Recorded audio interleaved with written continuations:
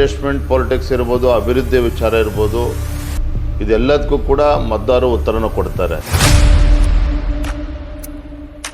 ಯಾವುದೇ ಕಾರಣಕ್ಕೂ ಈ ಬಾರಿ ದಾವಣಗೆರೆ ದಕ್ಷಿಣದಲ್ಲಿ ಕಮಲ್ದೂವನ್ನು ಅರಳಿಸಲೇಬೇಕು ಅನ್ನುವ ಸಂಕಲ್ಪದೊಂದಿಗೆ ಇವತ್ತು ಕೆಲಸವನ್ನು ಮಾಡ್ತಾ ಇದ್ದಾರೆ, ಹುರುಪಿನಿಂದ ಕೆಲಸ ಮಾಡ್ತಾ ಇದ್ದಾರೆ. ಹಾಗಾಗಿ ಯಾರೋ ಅಲ್ಲೊಬ್ರು ಇಲ್ಲೊಬ್ರು ಹೇಳಿಕೆಯನ್ನು ಕೊಡ್ಬೋದು, ಇಲ್ಲ ಅಂತ ನಾನು ಹೇಳೋದಿಲ್ಲ. ಆದರೆ ನಮ್ಮ ಪಕ್ಷದಲ್ಲಿ ಅದು ಯಾವುದಕ್ಕೂ ಕೂಡ ಅವಕಾಶಗಳಿಲ್ಲ. I think for the first time the history of Davanagere politics, ಈ ಕ್ಷೇತ್ರದ ಸಂಸದರು, ಸಚಿವರು ಮತ್ತು ಅಭ್ಯರ್ಥಿಗಳು ಮತ ಪ್ರಚಾರಕ್ಕೆ ಹೋದಂಥ ಸಂದರ್ಭದಲ್ಲಿ ಜನರು ಚೀಮಾರಿ ಹಾಕಿರುವಂಥ ಅನೇಕ ಘಟನೆಗಳು ನಡೆದಿರುವಂಥದ್ದು.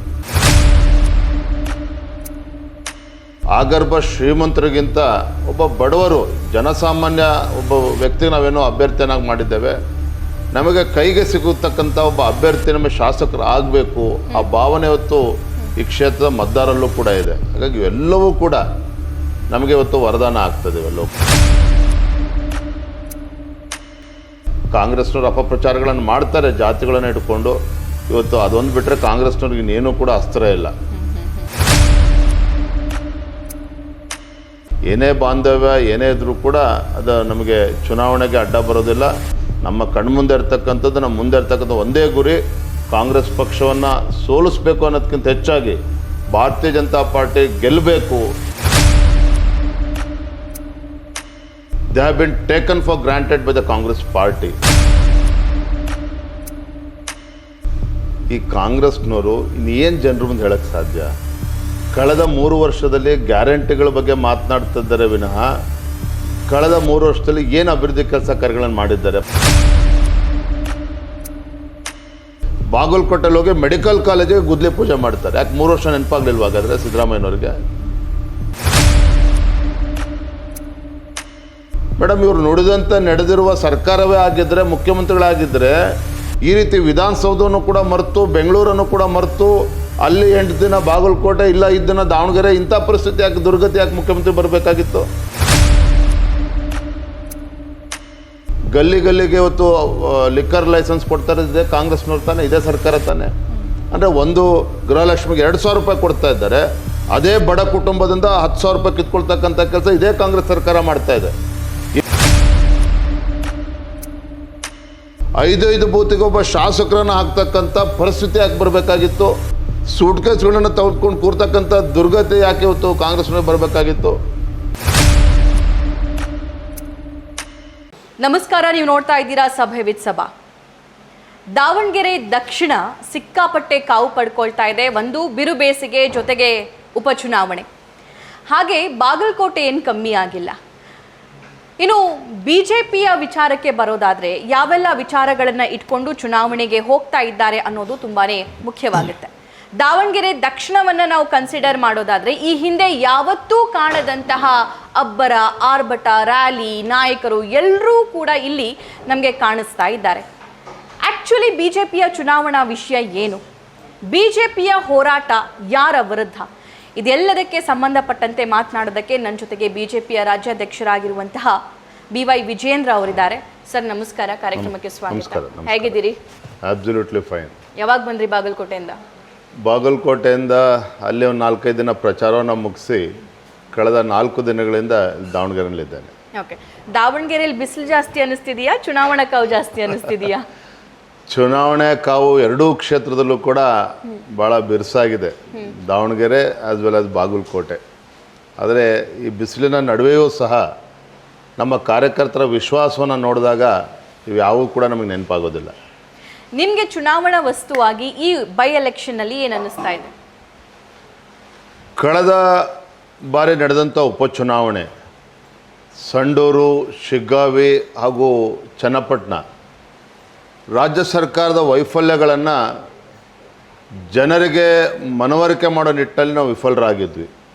ಆದರೆ ಈ ಬಾರಿ ರಾಜ್ಯ ಸರ್ಕಾರದ ವೈಫಲ್ಯಗಳನ್ನು ಬಿಡಿ ಬಿಡಿಯಾಗಿ ಜನರ ಮುಂದೆ ಅರ್ಥ ಆಗೋ ರೀತಿಯಲ್ಲಿ ಮನವರಿಕೆ ಮಾಡೋದರಲ್ಲಿ ನಮ್ಮ ಕಾರ್ಯಕರ್ತರು ಈ ಬಾರಿ ಯಶಸ್ವಿಯಾಗಿದ್ದೇವೆ.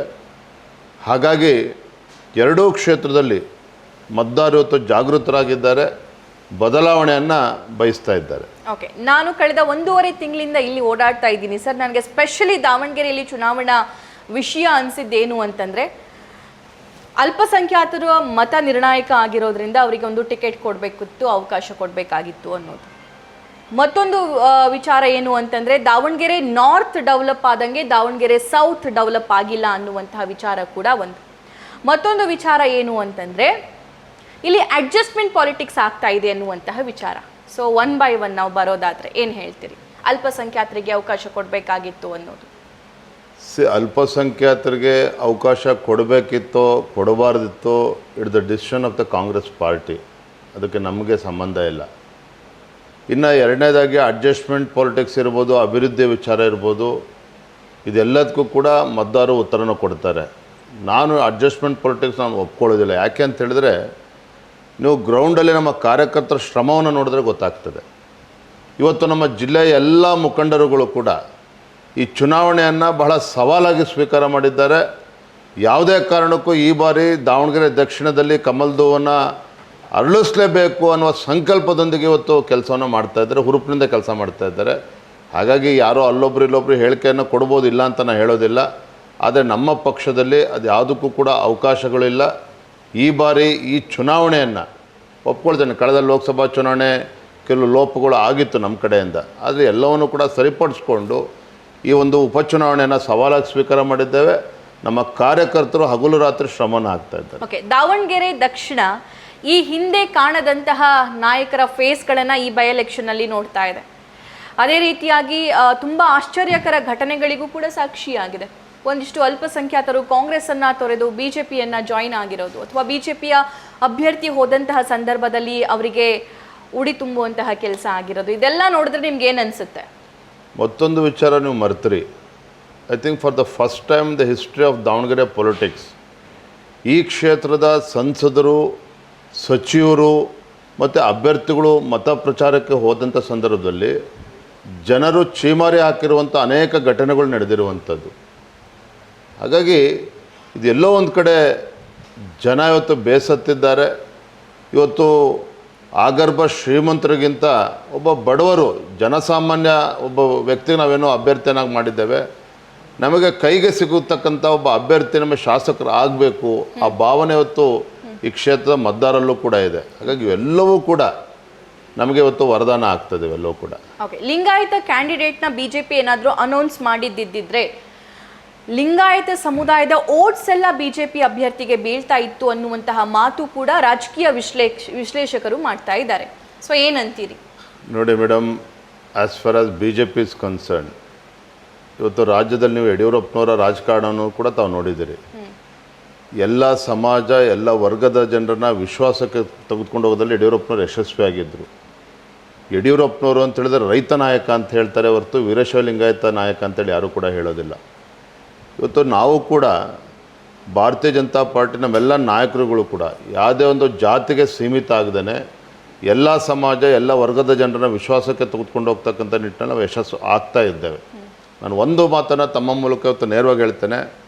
ಆಯಿತು, ರಾಜ್ಯದಲ್ಲಿ ಇವತ್ತು ವೀರಶೈವ ಲಿಂಗಾಯತ ಸಮಾಜ ಇವತ್ತು 18-19%, 20% ಇದೆ.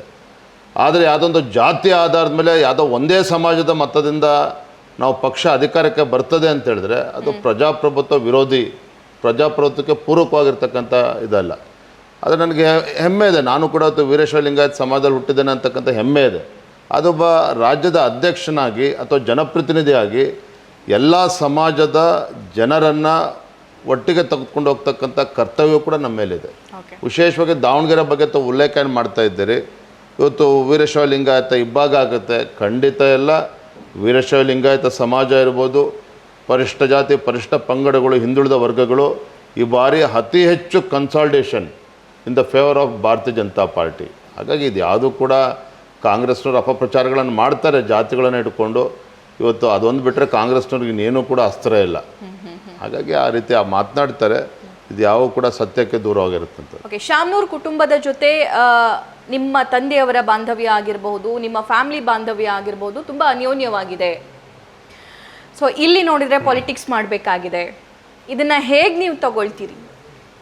BJP ದೇಶ ಮೊದಲು ಅಂತಕ್ಕಂಥ ಧ್ಯೇಯ ಇವತ್ತು ಭಾರತೀಯ ಜನತಾ ಪಾರ್ಟಿ. ನಾವು ಚುನಾವಣಾ ರಣರಂಗದಲ್ಲಿ ನಾವು ಇದ್ದೇವೆ. ಒಬ್ಬ ಸಾಮಾನ್ಯ ವ್ಯಕ್ತಿಗೆ, ಪರಿಶಿಷ್ಟ ಪಂಗಡಕ್ಕೆ ಸೇರಿರ್ತಕ್ಕಂಥ ಒಬ್ಬ ಹಮಾಲಿ ಮಾಡ್ತಾ ಇದ್ದಂಥ ಕುಟುಂಬಕ್ಕೆ ಸೇರ್ತಕ್ಕಂಥ ಶ್ರೀನಿವಾಸ್ ದಾಸ್ ಕರಿಯಪ್ಪನ ಅಭ್ಯರ್ಥಿಯನ್ನಾಗಿ ಮಾಡಿದ್ದೇವೆ. ಶ್ರೀನಿವಾಸ್ ದಾಸ್ ಕರಿಯಪ್ಪನ ಗೆಲ್ಲಿಸ್ತಕ್ಕಂಥ ಜವಾಬ್ದಾರಿ ನಮ್ಮ ಮೇಲೂ ಕೂಡ ಇರುವಂಥದ್ದು. ಮತ್ತು ಪಕ್ಷ ಅಂತ ಹೇಳಿದ್ಮೇಲೆ ಬಾಂಧವ್ಯ ಇರ್ಬೋದು, ಸಂಬಂಧಗಳು ಇರ್ಬೋದು, ಇವ್ಯಾವೂ ಕೂಡ ಚುನಾವಣಾ ಅಖಾಡಕ್ಕೆ ಯಾವುದಕ್ಕೂ ಕೂಡ ತೊಂದರೆ ಆಗೋದಕ್ಕೆ ಸಾಧ್ಯ ಇಲ್ಲ.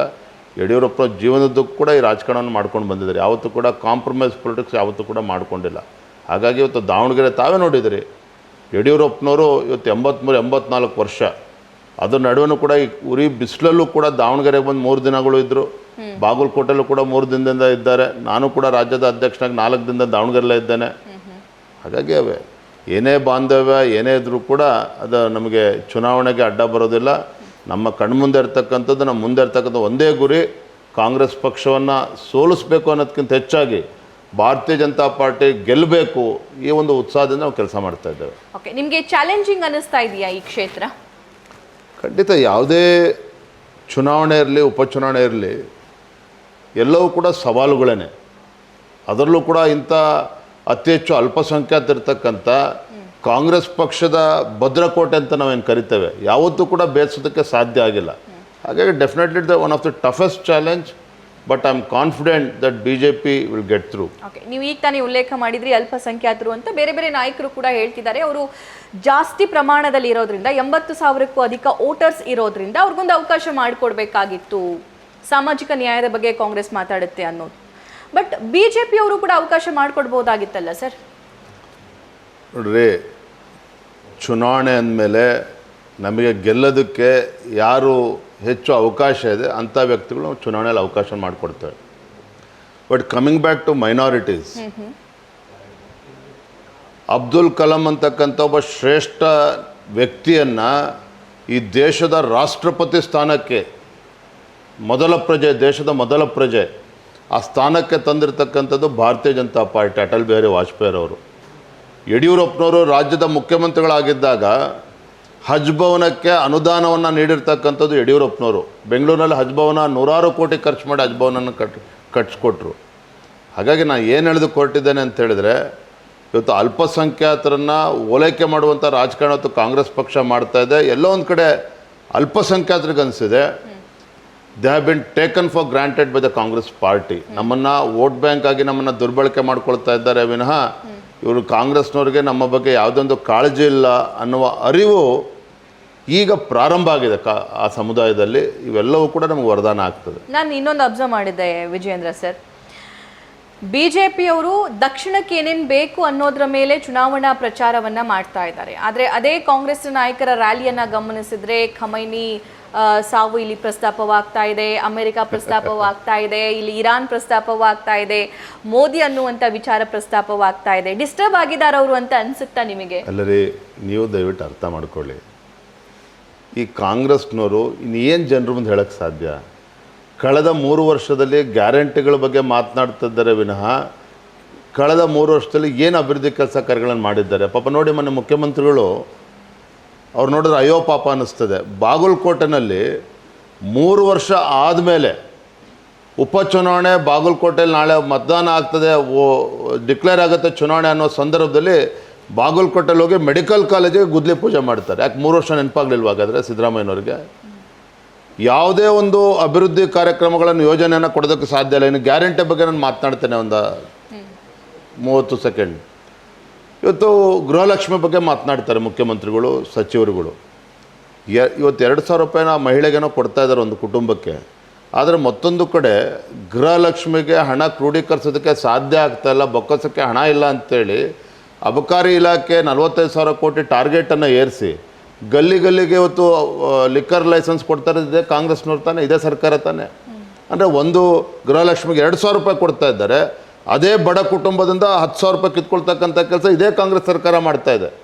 ಇನ್ನು ಶಕ್ತಿ ಯೋಜನೆ, ಇವತ್ತು ಮಹಿಳೆಯರಿಗೆ ಉಚಿತ ಬಸ್ ಅಂತ ಹೇಳ್ತಾರೆ. ಆದರೆ ಗ್ರಾಮೀಣ ಭಾಗದಲ್ಲಿ ಶಾಲಾ ಕಾಲೇಜಿಗೆ ಹೋಗ್ತಕ್ಕಂಥ ಮಕ್ಕಳಿಗೆ, ವಿದ್ಯಾರ್ಥಿನಿಯರಿಗೆ ಬಸ್ಗಳು ಸಿಗ್ತಾ ಇಲ್ಲ, ಸರ್ಕಾರಿ ಬಸ್ಗಳು. ಶಾಲಾ ಕಾಲೇಜಿಗೆ ಹೋಗ್ತಕ್ಕಂಥ ನಿಲ್ಲಿಸ್ತಾ ಇದ್ದಾರೆ ಇವತ್ತು. ಇದು ವಾಸ್ತವಿಕ ಸತ್ಯ. ಆದರೆ ಉಚಿತ ಬಸ್ ಬೇಡವಾಗಿತ್ತಾ ನಿಮ್ಮ ಪ್ರಕಾರ? ಉಚಿತ ಬಸ್ಸು ಬೇಕು ಬೇಡ ನಾನು ತೀರ್ಮಾನ ಮಾಡೋದಿಲ್ಲ. ಕಾಂಗ್ರೆಸ್ನವರು ಅದನ್ನು ಚುನಾವಣೆ ಸಂದರ್ಭದಲ್ಲಿ ಭರವಸೆ ಕೊಟ್ಟಿದ್ದಾರೆ. ಆ ಭರವಸೆ ನಾವು ಈಡೇರಿಸಬೇಕಾಗಿರ್ತಕ್ಕಂಥ ಒಂದು ಕರ್ತವ್ಯ. But at the same time ಉಚಿತ ಬಸ್ ಕೊಟ್ಟಿದ್ದೀರಿ ಅಂತ ಹೇಳಿದ್ರೆ ಗ್ರಾಮೀಣ ಭಾಗದಲ್ಲಿ ಬಸ್ಗಳು ಓಡಾಡಬಾರ್ದಾಗಾದ್ರೆ ನಮ್ಮ ಮಕ್ಕಳಿಗೆ ಶಾಲಾ ಕಾಲೇಜು ಹೋಗ್ತಕ್ಕಂಥ ವಿದ್ಯಾರ್ಥಿನಿಯರಿಗೆ ಅನಾನುಕೂಲ ಆಗ್ತದೆ. ಅದನ್ನ ಯಾರು ಕೇಳಬೇಕಾಗಾದ್ರೆ? ಹೆಚ್ಚುವರಿ ಬಸ್ ಕೊಡಬೇಕಾಗಿತ್ತು ಅಂತ ಹೇಳಿ. ಹೆಚ್ಚುವರಿ ಬಸ್ ಅಲ್ಲ, ಇರೋ ಬಸ್ಗಳೇ ಎಲ್ಲ ಶೆಡ್ಡಲ್ಲಿ ನಿಲ್ಲಿಸಿದ್ದಾರೆ. ಇದು ವಾಸ್ತವಿಕ ಸತ್ಯ. ಆದರೆ ಕಾಂಗ್ರೆಸ್ನವರು ಇದೊಂದು ರೀತಿ ಜಾಹೀರಾತಿನ ಸರ್ಕಾರ ಆಗಿದೆ ಇವತ್ತು. ನೋಡಿ, ಇವತ್ತು ದಿನಪತ್ರಿಕೆಯಲ್ಲಿ ಮುಖಪುಟದಲ್ಲಿ ಇವತ್ತು ಜಾಹೀರಾತನ್ನು ಕೊಟ್ಟಿದ್ದಾರೆ. ನುಡಿದಂತೆ ನಡೆದಿದ್ದೇವೆ.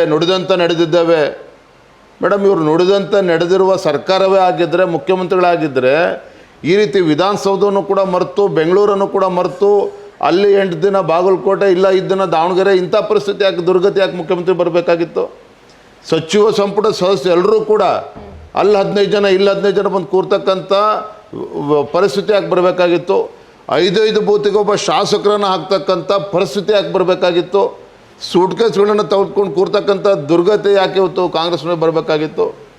ಹಾಗಾಗಿ ವಾಸ್ತವಿಕ ಸತ್ಯ ಏನು ಅನ್ನೋದು ಮತದಾರರಿಗೆ ಇವತ್ತು ಅರಿವಾಗಿದೆ. ಇವರು ಏನೇ ಹಾರಾಟ ಮಾಡಿದ್ರೂ ಕೂಡ, ಮುಖ್ಯಮಂತ್ರಿ ಇವತ್ತು ಕೂಡ ದಾವಣಗೆರೆ ಬಂದಿದ್ದಾರೆ ಅಂದ್ಕೊಳ್ತೇನೆ. ಇಷ್ಟು ಹತಾಶರಾಗಿದ್ದಾರೆ, ಅವ್ರಿಗೆ ರಾತ್ರಿ ನಿದ್ದೆನೂ ಕೂಡ ಬರ್ತಾಯಿಲ್ಲ ಮುಖ್ಯಮಂತ್ರಿಗಳು. 2 ಕ್ಷೇತ್ರದಲ್ಲಿ ಸೋತ್ರ. ಇದು ಉಪಚುನಾವಣೆಗಳಲ್ಲಿ ಸಹಜ ಅಲ್ವಾ ಸರ್? ಅಂದ್ರೆ ಸಾರ್ವತ್ರಿಕ ಚುನಾವಣೆಗಳಿಂದ ಹೆಚ್ಚು ಕಾವು ಪಡ್ಕೊಳ್ಳೋದು ಉಪಚುನಾವಣೆ. ಯಾಕಂದ್ರೆ ಇಡೀ ರಾಜ್ಯದ ಕೇಂದ್ರ ಬಿಂದು ಆಗಿರುತ್ತೆ, ಅದರಲ್ಲೂ ಇಂಥ crucial time. I will put it other way round. ಉಪಚುನಾವಣೆ ಬಂದಾಗ ಸಹಜವಾಗಿಯೇ ಮತದಾರರು ಆಡಳಿತ ಪಕ್ಷದ ಪರವಾಗಿ ಒಲವನ್ನು ತೋರಿಸ್ತಾರೆ. ಇದು first of its kind. Davanagere as well as Bagalkote ಅದೇ ಆಡಳಿತ ಪಕ್ಷದ ವಿರೋಧಿ ಅಲೆಯನ್ನು ನಾವು ನೋಡ್ತಾ ಇದ್ದೇವೆ. ಈ ರೀತಿ ನಾನು ಅನೇಕ ಉಪಚುನಾವಣೆಗಳನ್ನು ನಾನು ಕೂಡ ಹತ್ತಿರದಿಂದ ನೋಡಿದ್ದೇನೆ. ಈ ರೀತಿ ಆಡಳಿತ ಪಕ್ಷದ ವಿರುದ್ಧ ಇಷ್ಟೊಂದು ಜನ ಆಕ್ರೋಶವನ್ನು ವ್ಯಕ್ತಪಡಿಸ್ತಾ ಇದ್ದಾರೆ. I think it's the rarest of the rarest case. Okay, ನೀವು ಜಾಹೀರಾತು ವಿಚಾರವನ್ನು ಪ್ರಸ್ತಾಪ ಮಾಡಿದ್ರಿ. ಯಾಕೆ ಪ್ರಧಾನಿ ನರೇಂದ್ರ ಮೋದಿ ಅವರು ಜಾಹೀರಾತು ಕೊಡಲ್ವಾ? ಎಲ್ಲೆಂದ್ರಲ್ಲಿ ಅವರೇ ಕಾಣಿಸ್ಕೊಳ್ತಾರೆ. ಫ್ಲೆಕ್ಸ್ ಆಗಿರ್ಬೋದು, ಪೇಪರ್ಸ್ ಆಗಿರ್ಬೋದು, ಅಥವಾ ಬೇರೆ ಬೇರೆ ಕಾರ್ಯಕ್ರಮಗಳಾಗಿರ್ಬೋದು. ಏನ್ ತಪ್ಪು? ಯಡಿಯೂರಪ್ಪನವರು ಯಾವಾಗಲೂ ಕೂಡ ಒಂದು ಮಾತನ್ನು ಹೇಳ್ತಾ ಇರ್ತಾರೆ, ಸಾಧನೆ ಮಾತನಾಡಬೇಕು, ಮಾತನಾಡೋದೇ ಸಾಧನೆ ಆಗಬಾರ್ದು ಅಂತ. ನರೇಂದ್ರ ಮೋದಿಜಿಯವರು ನೋಡಿ, ಪುಕ್ಷಟೆ ಭಾಷಣ ಮಾಡಿದರೆ ಭಾರತ ಇವತ್ತು 4ನೇ ದೊಡ್ಡ ಆರ್ಥಿಕ ಶಕ್ತಿ ಆಗೋದಕ್ಕೆ ಸಾಧ್ಯ ಇಲ್ಲ. ನರೇಂದ್ರ ಮೋದಿಜಿಯವರು ಏನು ಭರವಸೆನ ಕೊಟ್ಟಿದ್ದಾರೆ ಅದನ್ನು ಈಡೇರಿಸುವಂಥ ಕೆಲಸ ಮಾಡಿದ್ದಾರೆ. ಭಾರತವನ್ನು ಇವತ್ತು ಮುಂಚೂಣಿಯಲ್ಲಿ ತೆಗೆದುಕೊಂಡು ಹೋಗ್ತಕ್ಕಂಥ ಕೆಲಸ ಮಾಡ್ತಾ ಇದ್ದಾರೆ. ನೀವು ನೋಡಿ, ಕಳೆದ 12 ವರ್ಷದಲ್ಲಿ 12 ಲಕ್ಷಕ್ಕೂ ಹೆಚ್ಚು ಕೋಟಿ ರೂಪಾಯಿಗಳನ್ನು ಇವತ್ತು ಮೂಲಭೂತ ಸೌಕರ್ಯಗಳಿಗೆ ಕೊಟ್ಟಿದ್ದಾರೆ. ಇಲ್ಲಿ ಸಿದ್ದರಾಮಯ್ಯನವರು ಇವತ್ತು 1.25 ಕೋಟಿ ಲಕ್ಷ ಸಾಲ ಮಾಡಿದ್ದಾರೆ ಕಳೆದ 3 ವರ್ಷದಲ್ಲಿ. ಆದರೆ ಇವತ್ತೇನು ಕ್ಯಾಪಿಟಲ್ ಇನ್ವೆಸ್ಟ್ಮೆಂಟು ಇಲ್ಲ, ರಾಜ್ಯದಲ್ಲಿ ಏನೋ ಅಭಿವೃದ್ಧಿ ಕೆಲಸ ಕಾರ್ಯಗಳಾಗ್ತಾಯಿಲ್ಲ. ಜಾಹೀರಾತುಗಳು ಕೊಟ್ಬಿಟ್ರೆ ಆಯಿತಾ? ಇವತ್ತು KSRTC ಇವತ್ತು ಪರಿಸ್ಥಿತಿ ಏನಾಗಿದೆ, ಅವರು ಸಂಬಳ ಕೊಡೋಕ್ಕಾಗ್ತಾಯಿಲ್ಲ. ಇಲ್ಲಿ ಸರ್ಕಾರಿ ನೌಕರಿಗೆ ಸಂಬಳ ಕೊಡೋದಕ್ಕಾಗ್ತಾಯಿಲ್ಲ. ವಿಶ್ವವಿದ್ಯಾಲಯದಲ್ಲಿ ಅತಿಥಿ ಉಪನ್ಯಾಸಕರಿಗೆ ಅವ್ರಿಗೆ ಸಂಬಳ ಕೊಡೋದಕ್ಕಾಗ್ತಾಯಿಲ್ಲ. ಇವತ್ತು ರಾಜ್ಯದ ಆರ್ಥಿಕ ಪರಿಸ್ಥಿತಿ ಹದೋಗತಿಗೆ ಹೋಗಿರುವಂಥದ್ದು. ಹಾಗಾಗಿ ಕೇಂದ್ರ ಸರ್ಕಾರ ಇವತ್ತು ಸಿದ್ದರಾಮಯ್ಯನವರು ಇವತ್ತು 17 ಬಜೆಟನ್ನು ಮಾಡಿದ್ದಾರೆ. ಒಬ್ಬ ಅನುಭವಿ ಮುಖ್ಯಮಂತ್ರಿಗಳಿದ್ದಾರೆ, ಇದೆಲ್ಲವೂ ಸರಿ. ಆದರೆ ಅವರ ಅನುಭವ ರಾಜ್ಯದ ಅಭಿವೃದ್ಧಿಗೆ ಪೂರಕವಾಗಿಲ್ಲ. ಈ ಚುನಾವಣೆ ಫಲಿತಾಂಶವೇ ಎಲ್ಲವೂ ಕೂಡ ಉತ್ತರವನ್ನು ಕೊಡ್ತದೆ. ನೀವು ಏನು ಹೇಳಿದ್ರು ಸೇಮ್ ಅಗೇನ್ಸ್ಟ್ ಇದನ್ನು ಸಂತೋಷ್ ಲಾಡ್ ಅವರು ಕೂಡ ನಿನ್ನೆ ಮಾತಾಡಿರೋದನ್ನ ನಾನು ಗಮನಿಸಿದೆ ಸರ್. It's okay. ಬಟ್ ಈಗ ಚುನಾವಣಾ ವಿಚಾರಕ್ಕೆ ಬರೋಣ. ನಾವು ಬಾಗಲಕೋಟೆಯ ನಿಮ್ಮ ಅಭ್ಯರ್ಥಿಯ ಬಗ್ಗೆ ಏನು ಹೇಳ್ತೀರಿ? ಯಾಕೆ ಮತ ಚಲಾಯಿಸಬೇಕು ಅಲ್ಲಿ? ಒಬ್ಬ ಸಜ್ಜನ ರಾಜಕಾರಣಿ, ಒಬ್ಬ ಪ್ರಾಮಾಣಿಕ ವ್ಯಕ್ತಿ. ಕಳೆದ ವಿಧಾನಸಭಾ ಚುನಾವಣೆಯಲ್ಲಿ ನಮ್ಮಿಂದ ಆದಂಥ ತಪ್ಪುಗಳಿಂದ ಕಾಂಗ್ರೆಸ್ ಪಕ್ಷ ಗೆಲ್ಲೋದಕ್ಕೆ ಸಾಧ್ಯ ಆಗಿತ್ತು. ಆದರೆ ಈ ಬಾರಿ ಮತದಾರರು ಇವತ್ತು ಜಾಗೃತರಾಗಿದ್ದರೆ ಕಳೆದ 3 ವರ್ಷದಲ್ಲಿ ಯಾವುದೇ ಅಭಿವೃದ್ಧಿ ಕೆಲಸ ಕಾರ್ಯಗಳು ಆಗಿಲ್ಲ. ಕ್ಷೇತ್ರದ ಅಭಿವೃದ್ಧಿಯ ದೃಷ್ಟಿಯಿಂದ, ಕ್ಷೇತ್ರದ ಭವಿಷ್ಯದ ದೃಷ್ಟಿಯಿಂದ ಮತ್ತು ಒಬ್ಬ ಸಜ್ಜನ ರಾಜಕಾರಣಿಗೆ ಬೆಂಬಲಿಸಬೇಕು. ಆ ನಿಟ್ಟಿನಲ್ಲಿ ಮತದಾರರು ಡಾಕ್ಟರ್ ವೀರಣ್ಣ ಚರಂತಿಮಠ ಅವರಿಗೆ ಆಶೀರ್ವಾದ ಮಾಡಬೇಕು ಅಂತೇಳಿ ತಮ್ಮ ಮುಖೇನ ನಾನು ವಿನಂತಿ ಮಾಡ್ತೇನೆ. ವಾಟ್ ಅಬೌಟ್ ದಾವಣಗೆರೆ ದಕ್ಷಿಣ ಶ್ರೀನಿವಾಸ್ ದಾಸ್ ಕರಿಯಪ್ಪ, ಯಾಕೆ ಕೈ ಹಿಡಿಬೇಕು ಮತದಾರರವರಿಗೆ? ಶ್ರೀನಿವಾಸ್ ದಾಸ್ ಕರಿಯಪ್ಪನವರು ಬಹಳ ಬಡ ಕುಟುಂಬದಿಂದ ಬಂದಿರತಕ್ಕಂಥ ವ್ಯಕ್ತಿ. ಅಂಥ ಒಬ್ಬ ಸಾಮಾನ್ಯ ಕಾರ್ಯಕರ್ತನಿಗೆ ಭಾರತೀಯ ಜನತಾ ಪಾರ್ಟಿ ಅವಕಾಶನ ಕೊಟ್ಟಾಗ ಒಬ್ಬ ಸಜ್ಜನ ರಾಜಕಾರಣಿ ಅಂಥ ವ್ಯಕ್ತಿಗೆ ಕ್ಷೇತ್ರ ಮತದಾರರು ಬೆಂಬಲಿಸಬೇಕು. ಉತ್ತಮ ರಾಜಕಾರಣಿಗಳು ಇವತ್ತು ಹೆಚ್ಚೆಚ್ಚು ರಾಜಕಾರಣಕ್ಕೆ, ಉತ್ತಮರು ಹೆಚ್ಚೆಚ್ಚು ರಾಜಕಾರಣಕ್ಕೆ ಬರಬೇಕು. ಆ ನಿಟ್ಟಿನಲ್ಲಿ ಒಬ್ಬ ಕ್ರಿಯಾಶೀಲ ವ್ಯಕ್ತಿಯಾಗಿರುವಂತಹ ಶ್ರೀನಿವಾಸ ದಾಸ್ ಕರಿಯಪ್ಪ ಅವ್ರನ್ನ ಈ ಕ್ಷೇತ್ರದ ಮತದಾರರು ಆಶೀರ್ವದಿಸಬೇಕು. All the very best. Thank you for joining us. Thank you. Yes, ಇದು ವಿಜಯೇಂದ್ರ ಅವರ ಮಾತಾಗಿತ್ತು. 2 ಬೈ ಎಲೆಕ್ಷನ್ನಲ್ಲಿ ನಾವು ಗೆದ್ದೇ ಗೆಲ್ತೀವಿ ಅನ್ನುವಂತಹ ವಿಶ್ವಾಸವನ್ನು ಕೂಡ ವ್ಯಕ್ತಪಡಿಸ್ತಾ ಇದ್ದಾರೆ. ಜೊತೆಗೆ ಕೇವಲ ನಮ್ಮ ಅಭ್ಯರ್ಥಿಗಳು ಮಾತ್ರವಲ್ಲ, ಕಾರ್ಯಕರ್ತರಲ್ಲೂ ಕೂಡ ಆ ಹುಮ್ಮಸ್ಸು, ಆ ಉತ್ಸಾಹವನ್ನ ನಾವು ಗಮನಿಸ್ತಾ ಇದ್ದೀವಿ. ಮತ್ತು ರಾಜ್ಯ ಸರ್ಕಾರ ಘೋಷಣೆ ಮಾಡಿರುವಂತಹ ಗ್ಯಾರಂಟಿಗಳು ಸಂಪೂರ್ಣವಾಗಿ ಜನರಿಗೆ ತಲುಪಿಲ್ಲ. ಅದರ ವಿರುದ್ಧ ಜನ ಈಗ ನಮ್ಮ ಪರವಾಗಿ ನಿಲ್ತಾರೆ, ನಮ್ಮ ಕೈ ಹಿಡಿತಾರೆ ಅನ್ನುವಂತಹ ವಿಶ್ವಾಸ ವ್ಯಕ್ತಪಡಿಸ್ತಾ ಇದ್ದಾರೆ. ಕ್ಯಾಮ್ರಾ ಪರ್ಸನ್ ರೋಷನ್ ಜೊತೆ ಸಭೆ ವಿತ್ ಸಭಾ, ದಾವಣಗೆರೆ ದಕ್ಷಿಣ.